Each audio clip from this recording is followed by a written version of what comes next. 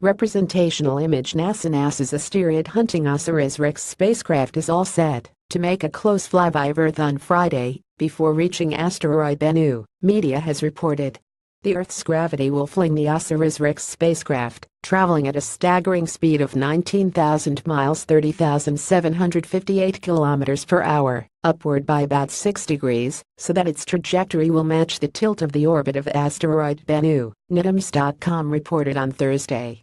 OSIRIS-REx origins, spectral interpretation, resource identification, security. Regolith Explorer was launched atop a United Launch Alliance Atlas V411 rocket on September 8, 2016 to study samples from the asteroid Bennu, a Type B carbonaceous asteroid with an approximate diameter of about 1,614 feet (492 meters).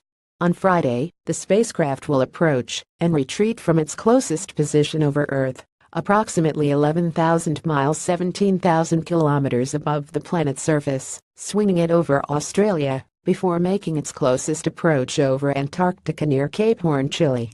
The opportunity to capture images of the OSIRIS-REx spacecraft as it approaches Earth provides a unique challenge for observers to hone their skills during this historic flyby. Dante Loretta, OSIRIS-REx principal investigator at the University of Arizona, Tucson, NASA said in a statement earlier this month.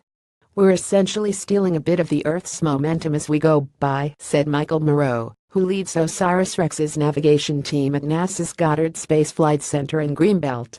The spacecraft is scheduled to arrive at its destination of Bennu in 2018, where it will collect and return samples that experts believe may hold the building blocks of life.